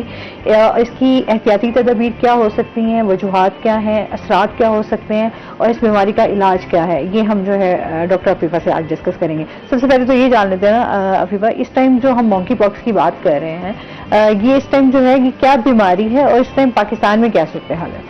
बेसिकली पाकिस्तान में तो अभी मैं इस सूरत हाल के बारे में, ऑफ कोर्स हमारे एक सबसे बड़ी जो एक ऑर्गेनाइजेशन है पाकिस्तान की, जो well known national institute of health है, इट्स वर्किंग ऑन इट। और इन्होंने फौरी तौर पे गाइडलाइंस वगैरह इसके मंकी पॉक्स के ऊपर पूरी गाइडलाइंस वगैरह दिए हैं डिफरेंट हेल्थ केयर सेक्टर्स को, डिफरेंट इंस्टीट्यूट्स को, वो दे रहे हैं और इस पर पेशकदमी है उनकी, वो काम कर रहे हैं। But the main thing is that कि हमें इन्फॉर्म जरूर होना चाहिए कि what is this and how it reacts, what are the sign and symptoms and what are the transmission. और सिर्फ इसलिए नहीं कि सिर्फ मेरा पैगाम ये नहीं कि सिर्फ हेल्थ केयर प्रोवाइडर्स को पता चले, बल्कि जो आम आवाम है, क्योंकि अक्सर जो हमारे अंदर एक्सेप्टेबिलिटी होती है किसी भी इन्फेक्शन के आने की, तो हम कहते नहीं ऐसा कुछ है ही नहीं। जैसे लास्ट टाइम हमने कोविड के बारे में बात किया था, ऐसा कुछ है ही नहीं, जबकि अमवात भी दिखी, इश्यूज भी आए और मोस्टली डॉक्टर्स ने उसको फेस किया। और हमारे जो फ्रंट लाइन सोल्जर्स थे, हेल्थ केयर प्रोवाइडर्स, उन्होंने बहुत काबिलियत के साथ इसको कंट्रोल किया। हमारी गवर्नमेंट भी उस वक्त बहुत ज्यादा माशाल्लाह से काम कर रही थी, एक्शन में आई हुई थी, और पाकिस्तान ने बहुत जल्द अपना जो है बॉर्डर्स खोल भी दिए थे और इन्फेक्शन से साफ हो गए थे। तो सिमिलरली जो थोड़ा सी एक तो एक्सेप्टेंस भी, और इससे बचाव कैसे कर सकते हैं, एहतियाती तदाबीर कैसे कर सकते हैं, ये हम इस पे मैं जरूर बात करूंगी। सो थोड़ा सा मंकी पॉक्स के ऊपर बताती चलूं। मंकी पॉक्स बेसिकली जहां से दरियाफ्त हुआ था वो मेनली अफ्रीका है बेसिकली। तो अफ्रीका से इसके 2 तरीके के वायरसेस होते हैं, क्लेड 1 और एक क्लेड 2। क्लेड 1 सेंट्रल अफ्रीका से दरियाफ्त हुआ था और क्लेड 2 जो है वो mostly east and west Africa से दरियाफ्त हुआ था। क्लेड 2 थोड़ा सा कम स्कैरी है और जो क्लेड 1 है वो थोड़ा सा ज्यादा उसके नुकसानात भी हैं और मोर्टेलिटी रेट उसी में देखने की आती है, जो ज़ाहिर अमवात वगैरह उसी में देखने को मिलती है। ये बेसिकली ऑर्थोपॉक्स वायरस है। ठीक है, वायरस है, डीएनए बेस्ड वायरस है। डीएनए बेस्ड वायरस है तो इसका मतलब है इसकी वैक्सीन भी अच्छी तरह से आ सकती है और सब इस्तेमाल कर सकते हैं। आरएनए बेस्ड वायरस पे थोड़ा सा डिफिकल्ट होती है वैक्सीन बनाने में। सो इतनी खतरे वाली बात भी नहीं है। और बेसिकली ये स्मॉल पॉक्स के खानदान से बिलोंग रखता है। स्मॉल पॉक्स आपने सुना ही होगा, चीचक। तो बेसिकली इसमें क्या होता है कि इसमें लीजन्स आपकी पूरी बॉडी पे भर जाते हैं। ठीक है। लीजन्स होंगे और लीजन्स के भी टाइप्स होते हैं, वो लीजन्स की स्टेजेस में आपको बताऊंगी। लेकिन लीजन्स के साथ साथ अगर आपको बुखार है या बुखार नहीं है और लीजन्स है, किन किन जगहों पे, कंजक्टाइवल एरिया पे, जेनाइटल एरिया पे, पीनियल एरिया पे, विजाइनल एरिया पे या एनोरेक्टल एरिया पे, किसी भी जगह पे, पाम में, आपके पैरों के नीचे, सोल्स में आपके अगर इस तरीके के लीजन्स हैं उभरते हुए, तो फौरी तौर पे आपको डॉक्टर के पास जाना चाहिए। ठीक है। समटाइम्स ये बहुत डिफिकल्ट होता है कि चिकन पॉक्स, हर्पीस या सिंपल लीजन, कोई फोड़ा फुंसी हो जाती है, इन दोनों में किस तरह से डिफरेंशिएट किया जाए। तो सिंपल ये है कि एक PCR टेस्ट होता है, पॉलीमरेज चेन रिएक्शन, अगर आप उसको करवाएं और फौरी तौर पे मेरे ख्याल से इस तरह के अगर केसेस आए तो सबसे पहले PCR टेस्ट कराना चाहिए। ऑर्थोपॉक्स वायरस बेसिकली इसका एक बुनियादी वायरस है जो इन सब चीजों में इन्वॉल्व है। और प्लस फिर इसमें बुखार भी हो सकता है, बुखार नहीं भी हो सकता। प्लस क्या कहते हैं, आपको बैक एक रहेगा, सीवियर फटीग रहेगी, वीकनेस रहेगा, ऐसा लगेगा जिस्म से आपकी जान जा रही है, आप खड़े नहीं हो पा रहे। This a lot of sine और सिम्टम्स और आपकी बिल्कुल फटीग जैसे रहते हैं जिस्म में। तो ये सारी, और रिस्पिरेटरी इश्यूज जो कोविड में भी आपने देखे थे, सांस लेने में दिक्कत हो रही है, आप सही से सांस नहीं ले रहे, तो ये सारे साइन और सिम्टम्स इसमें देखेंगे। इंक्यूबेशन पीरियड बहुत इंपॉर्टेंट है। इंक्यूबेशन पीरियड क्या होता है कि वो पीरियड जिसमें वायरस एक्टिव रहे और किसी दूसरे को फैलाने की ताकत रखता हो। बिकॉज जितने भी इन्फेक्शन है, बैक्टीरियल, फंगल, वायरल, इन सब में एक सलाहियत होती है कि सामने वाले को फैला सके।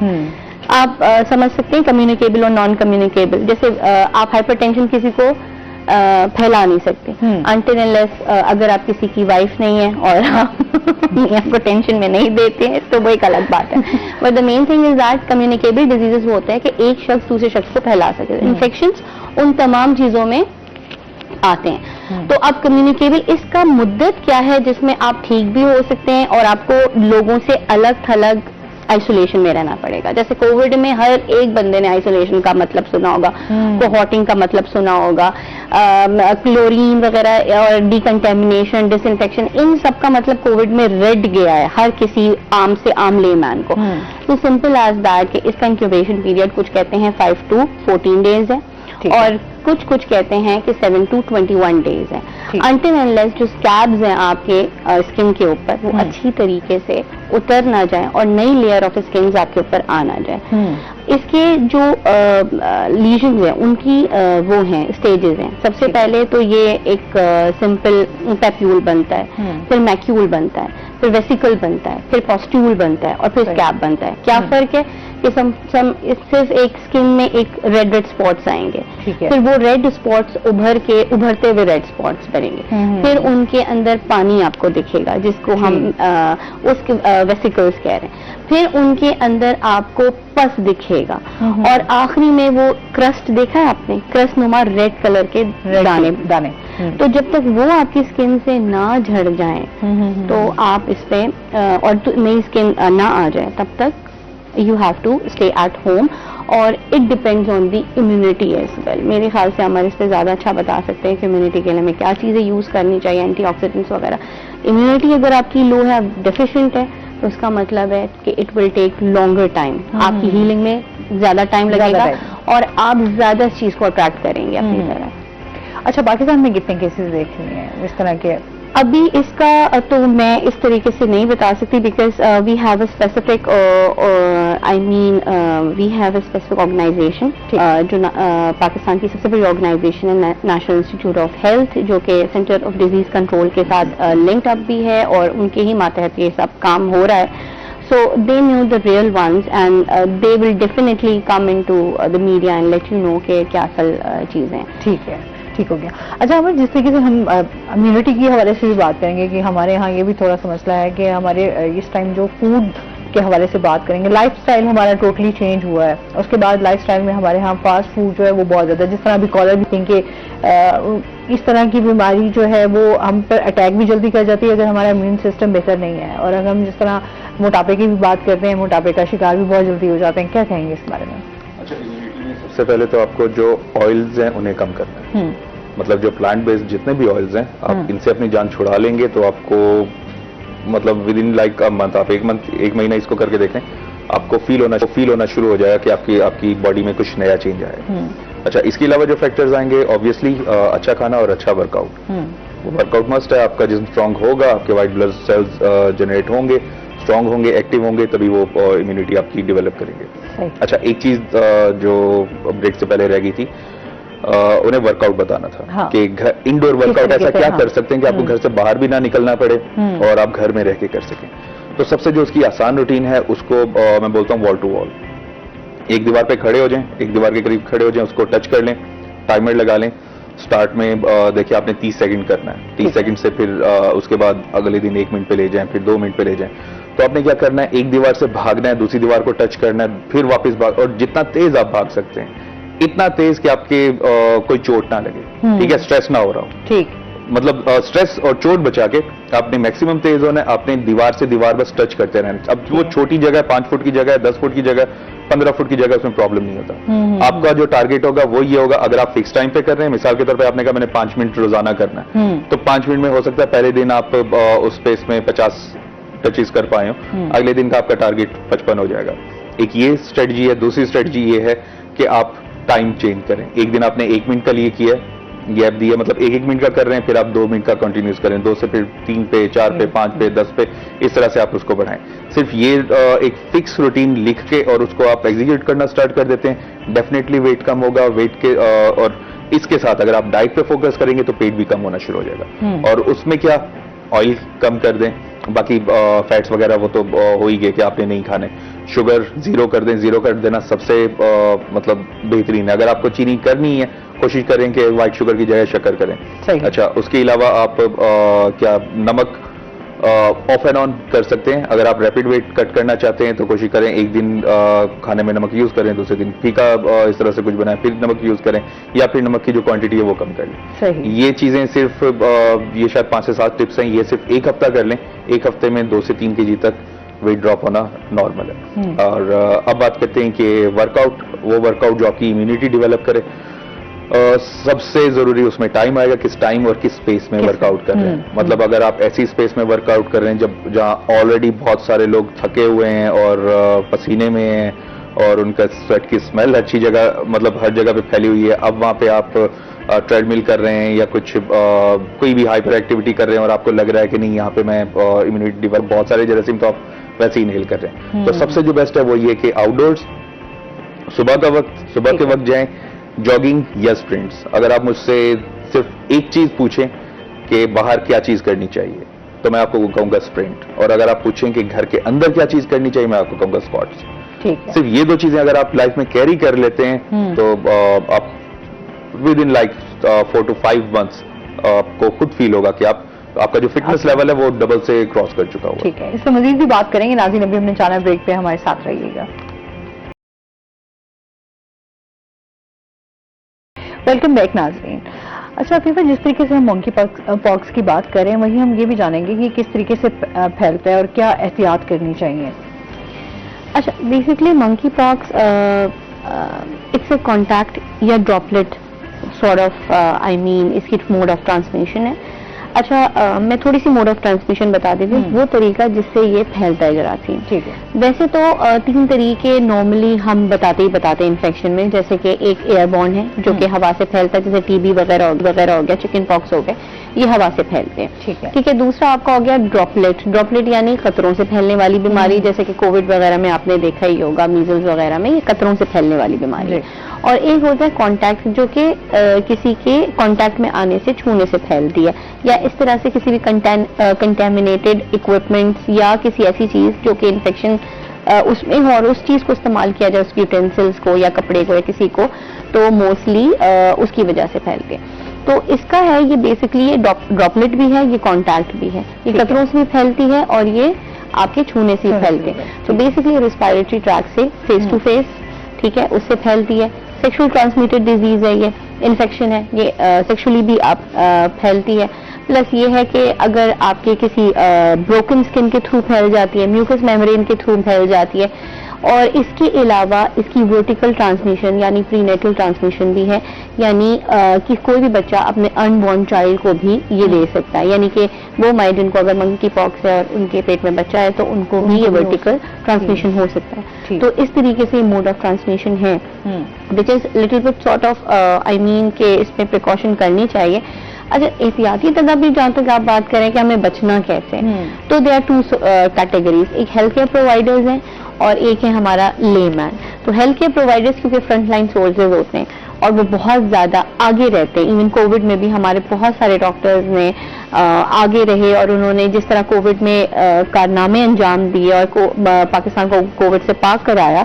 सो एक फ्रंट लाइन सोल्जर की एहतियाती तदाबीर होती है और एक होता है लेमैन, क्योंकि लेमैन ज्यादा प्रोन है। क्यों है? डॉक्टर भी है वो भी, क्योंकि वो कम्युनिटी में घूम रहा है। डॉक्टर को तो पता है कि मेरे पास जो पेशेंट आ रहा है, मैं डॉक्टर्स वगैरह से, हेल्थ केयर प्रोवाइडर्स, हमारे पैरामेडिकल स्टाफ, हमारी नर्सेज हैं, हमारे बहुत सारे फार्मासिस्ट हैं, हमारे बहुत सारे जितने हेल्थ केयर प्रोवाइडर्स हैं, मैं उनको सिर्फ एक पैगाम देना चाहती हूँ कि जब भी कोई अस्पताल में एक बंदा भी दाखिल होना, हम उसको हमेशा इन्फेक्शन की नजर में इन्फेक्शियस पर्सन के तौर पे देखते हैं। तो आपको नहीं पता जो अस्पताल में दाखिल हो रहा है वो किस डिजीज के साथ, किस इन्फेक्शन के साथ, तो अपनी एहतियाती तदाबीर जरूर करें। अगर किसी को आपने देखा है कि घर में इस तरह के वेसिकल्स और पेप्यूल्स या इस तरह के लेजन्स या स्कार या किसी तरह के आप फोड़े फुंसी निकल रहे हैं, तो सबसे पहले उस बंदे को आइसोलेट कर दिया जाए। आइसोलेट मतलब सबसे अलग थलग कर दिया जाए। अच्छा, वैसे अगर वो आइसोलेशन में उसके बर्तन वगैरह अलग कर दिए जाए, उसके बाथरूम को डेडिकेट कर दिया जाए, उसके बाथरूम में कोई दूसरा बंदा ना जाए, उसके कमरे में कोई दूसरा, यहाँ तक कि जो केयर टेकर है तो वो कोशिश करे कि सर्जिकल मास्क अपने मुंह पे रखे, ग्लव्स, क्योंकि कांटेक्ट से फैलता है, तो ग्लव्स अपने हाथों में जरूर चढ़ाए। अच्छा, मजीद बात करते हैं, कॉलर है हमारे साथ। अस्सलाम वालेकुम। अस्सलाम वालेकुम। वालेकुम सलाम। जी, आजम है हमारे साथ। जी, क्या कहना चाहेंगे?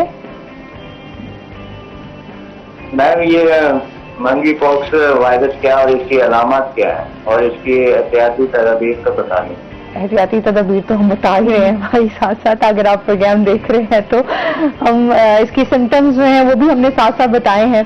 हमें अफीफा अगर आप दोबारा रिपीट कर दें अगर उन्होंने शो नहीं देखा तो। अच्छा, बेसिकली साइन सिम्टम्स में पहले भी बता चुकी हूँ कि बॉडी में फटीग होगा, बैक पेन होगा, आपकी बिल्कुल आपको वीकनेस होगी, आप उठ नहीं सकेंगे, बुखार होगा, आपको रिस्पायरेटरी इश्यूज होंगे और साथ में जो सबसे ज्यादा अलामाती निशान है वो निशानात पड़ने आपके बॉडी में। और मैंने स्टेजेस बता दिए कि कौन कौन से अलामाती के वो उभरेंगे, उसमें पानी आएगा, फिर पस पड़ेगा, वो क्रस्ट लाइक हो जाएंगे।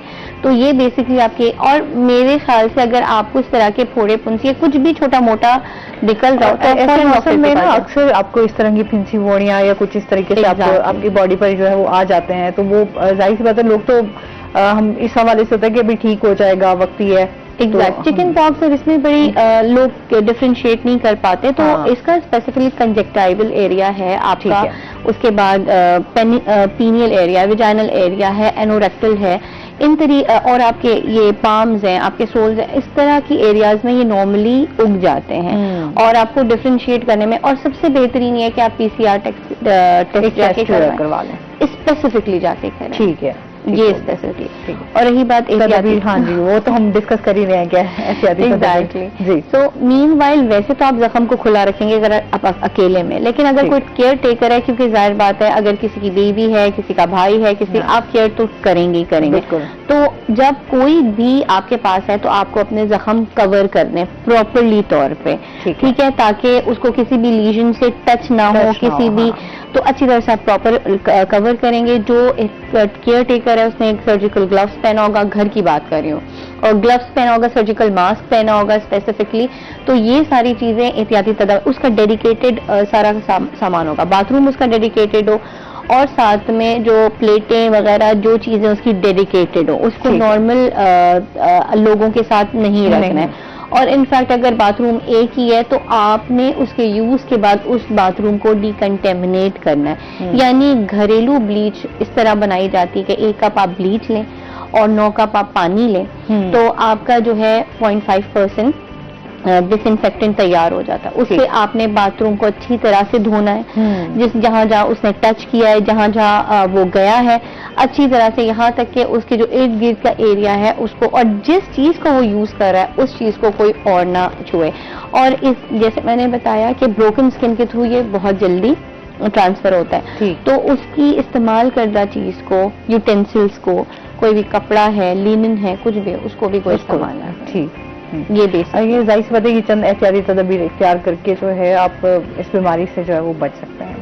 अच्छा जी, इसके साथ ही जो है हम जिस तरीके से बात कर रहे थे कि फिजिकल आपकी जो है फिटनेस और फिर उसके साथ जो है आपकी मेंटल हेल्थ, ये दोनों जो है वो बड़ी सेहतमंद होना जो है वो बहुत ज्यादा जरूरी है। अच्छा, आप क्या समझते हैं इसके डाइट का कितना रोल है, कि अगर हम अपनी डाइट की बात करें, किस तरह की डाइट जो है वो आप लेनी चाहिए? अच्छा, बिल्कुल ये भी एक फैक्टर है कि आपकी डाइट भी आपके मूड को ड्राइव करती है। हाँ, आप बहुत ज्यादा मीठा लेना शुरू कर दें तो आपका मूड कहीं ना कहीं अच्छा भी होना शुरू हो जाता है। हाँ। आप बहुत ज्यादा फैट लेना शुरू कर दें, आपको नींद आना शुरू हो जाएगी, आपको बाद में बाद गुस्सा आना स्टार्ट हो जाएगा।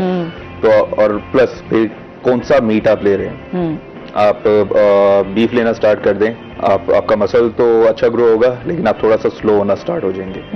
आप मटन लें या लैम्ब लें तो आपकी जो एक्टिविटी लेवल है वो थोड़ा सा डिफरेंट हो जाएगा, मसल ग्रो नहीं होगा बट आप थोड़े से हाइपर एक्टिव या इस तरह से होना स्टार्ट हो जाएंगे।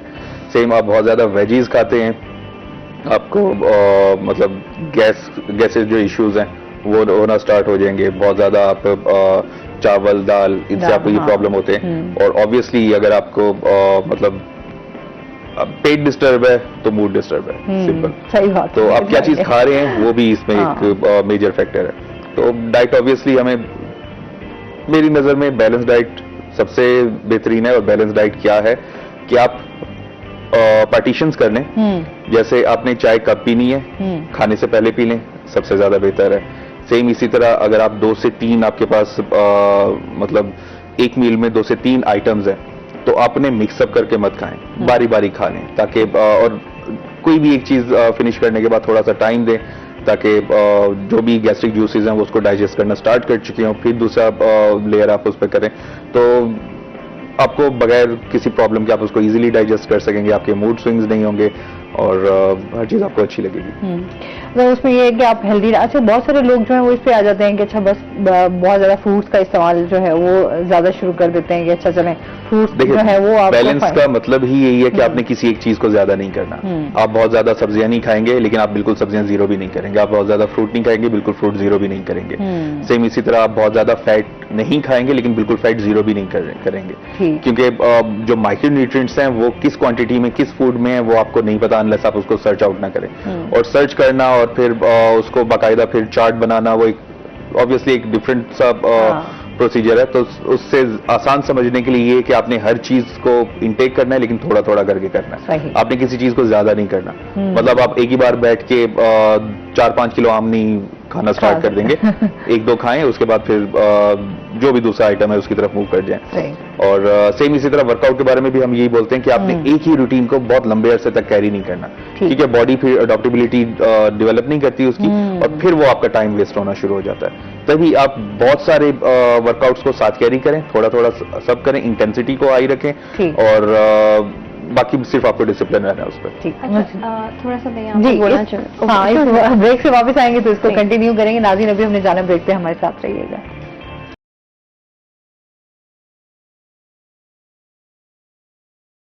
वेलकम बैक नाज़रीन। जी अफीफा बात करना चाह रही थी। एग्जैक्टली मैं थोड़ा सा आई थॉट कि मैंने ये बात बोली है बट बहुत ज़्यादा इन्फॉर्मेशन जब आप दे रहे होते हैं तो कुछ ना कुछ इन्फॉर्मेशन मिस हो जाती है। तो बेसिकली ये ट्रांसमिट एनिमल से भी होता है, if you come in the contact of animal, plus ये कि अगर आप उसको कुक कर रहे हैं, जिसको मंकी पॉक्स है, जिसको हंट कर रहे हैं और आप खा रहे हैं उसको, तो बेसिकली आपको मंकी पॉक्स होने के चांसेस ज्यादा है। और जैसे कि बार बार ये बात हो रही है इम्यूनिटी, तो इट इज वेरी इंपॉर्टेंट कि आप अपनी इम्यूनिटी को अपग्रेड करें। दूसरी बात ये है कि हमारे पास हमेशा इन्फेक्शन में 2 तरीके के लोग होते हैं, एक होते हैं कैरियर्स और एक होता है सस्पेक्टेड होस्ट। सस्पेक्टेड होस्ट वो होता है जिसको साइन और सिम्टम्स दिख जाए और उसको पकड़ के कोई क्वारंटाइन में डाल दे, आइसोलेशन में उस पेशेंट को हमने डाल दिया, रख दिया, कि भाई इसको आइसोलेट कर दिया, दुनिया से हटा दिया तो मजीद ये बीमारी नहीं फैलेगी। लेकिन जो सबसे खतरनाक होते हैं वो कैरियर्स होते हैं। कैरियर्स की खुद की तो इम्यूनिटी बहुत ज्यादा होती है, बट वो वायरस लेकर घूम रहे होते हैं, उनमें साइन और सिम्टम शो नहीं होता क्योंकि वो खुद बीमार नहीं हो सकते, लेकिन उनमें फैलाने की जो सलाहियत है वो बहुत ज्यादा होती है। इसीलिए हम एहतियाती तदाबीर की तरफ जाते हैं, जैसे कि हमने आम लोगों को बताया कि आप क्लोज कांटेक्ट में ना जाएं ऐसे लोगों के, और जो भी करना है आपने ग्लव्स, सर्जिकल मास्क वगैरह पहनकर उनकी खिदमत करनी है। डेडिकेटेड वॉशरूम्स हो, डेडिकेटेड यूटेंसिल्स हो, प्लेट्स, स्पून्स वगैरह उनके लिए, और डेडिकेटेड स्पेस और रूम हो आपके पास, ठीक है। लेकिन इसी तरह हेल्थ केयर प्रोवाइडर्स के लिए भी इम्पोर्टेंट चीजें हैं कि दे डू हैव टू, क्योंकि उनके पास बहुत सारे केसेस आ रहे होते हैं इन्फेक्शंस के, तो इस तरह के इन्फेक्शन जो रिस्पिरेटरी इश्यूज कॉज कर सकते हैं, तो उसके लिए N95 एक मास्क होता है। सर्जिकल मास्क एक अलग मास्क है, N95 एक खास एक मास्क है, जो कि आपको पूरी तरह से कवर करता है, ना वो इन्फेक्शन फैलाने देता है, ना इन्फेक्शन वो अपने अंदर लेके जा सकता है। दैट इज N95 मास्क, उसका पहनना जरूरी है। आप गाउन स्पेसिफिकली जब आप कॉन्टैक्ट प्रिकॉशन के लिए जाते हैं तो आपने गाउन पहनना होता है, अपने ग्लव्स चढ़ाने होते हैं, अपने आप को पूरा प्रोटेक्ट करके जाना होता है, और कोशिश करें कि जो लीजन्स हैं, ब्रोकन स्किन अगर आपकी है तो आप लीजन्स वगैरह से दूर रहें। और सबसे ज्यादा जो इम्पोर्टेंट चीज को मैं यहाँ प्रमोट करूंगी वो है हैंड हाइजीन। आपको पता है दुनिया में कोई भी इन्फेक्शन आए और अगर हमारे हेल्थ केयर प्रोवाइडर्स, यहाँ तक कि हम सारे भी सिर्फ हाथ धोना शुरू करते हैं, जरूरी नहीं कि वो किसी एंटीबैक्टीरियल साबुन से हो।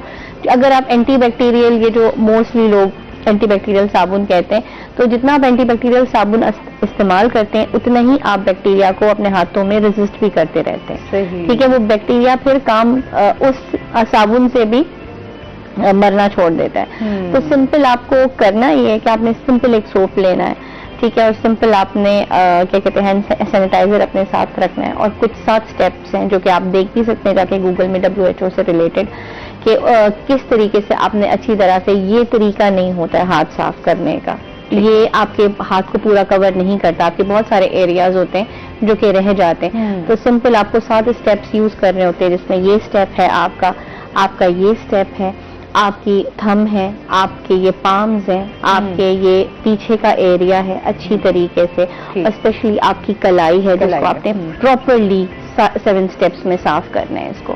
तो हैंड हाइजीन जितना हो आप करेंगे, इवन ऑस्ट्रेलिया के बड़े बड़े हॉस्पिटल्स में ये रिसर्च हुई और देखा गया कि हैंड हाइजीन से, मैं ये हेल्थ केयर प्रोवाइडर्स को भी स्पेसिफिक कह रही हूँ, सिर्फ हैंड हाइजीन से 80% हॉस्पिटल एक्वायर्ड इन्फेक्शंस, जो अस्पतालों से में इन्फेक्शन होते हैं, उनमें कमी देखी गई, दूसरे उसमें कमी देखी गई। और ये हेल्थ केयर प्रोवाइडर्स चाहते हैं अपने घरों में भी, और सबसे जो हेल्थ केयर प्रोवाइडर्स की इम्यूनिटी तो अच्छी होती है, मगर जब वो आप घर पे जाते हैं वही हाथों इन्फेक्शंस लेके, तो आपके पास आपके बच्चे भी इंतजार कर रहे होते हैं, आपके बूढ़े वालिदैन भी इंतजार कर रहे होते हैं जो हाईली इम्यूनो कॉम्प्रोमाइज्ड होते हैं। एक कॉलर का ख्याल रखें जी। एक कॉलर है हमारे साथ। अस्सलाम वालेकुम। अस्सलाम वालेकुम जी। वालेकुम सलाम।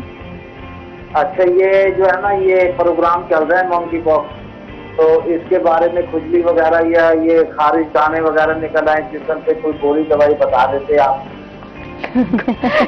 गुड, ठीक है जी, बहुत शुक्रिया कॉल करने का। अच्छा देखें, खुजली या खारिश का वो कह रहे हैं इससे रिलेटेड, क्योंकि इसका बहुत इंटेंस इचिंग होती है स्पेशली। सबसे पहले तो मंकी पॉक्स को इसको इतना आसान आप ना समझें, जैसे ही आपको वो आप डॉक्टर और नियर हेल्थ केयर प्रोवाइडर्स के पास जाएं, ठीक है। क्योंकि इसमें फीवर होता है तो हम एंटीबायोटिक्स यूज करते हैं ऑब्वियसली। इसमें अगर आपको फॉर एग्जांपल क्या कहते हैं फटीग हो रही है, दर्द हो रहा है, तो आप पेन किलर्स यूज कर सकते हैं, जैसे ब्रूफिन है, पैरास्टामोल है, ये सारी नॉर्मल चीजें हैं।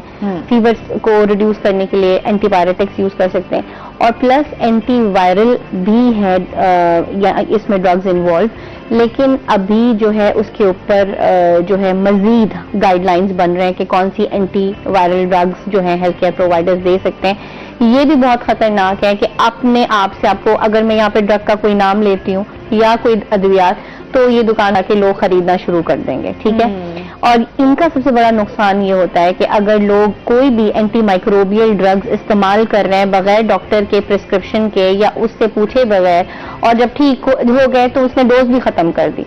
सबसे ज्यादा जो दूसरा पेंडेमिक है AMR, उसके आने का खदशा है, एंटी माइक्रोबियल रेजिस्टेंस, जिससे तमाम लोग इस अद्वियात से भी रेजिस्टेंट हो जाएंगे और ये अद्वियात भी उनके ऊपर काम करने छोड़ जाएंगे। तो बेहतर ये कि अपने हेल्थ केयर करीबी हेल्थ केयर प्रोवाइडर के पास जाएं, हॉस्पिटल के पास जाएं, टर्शरी केयर पे।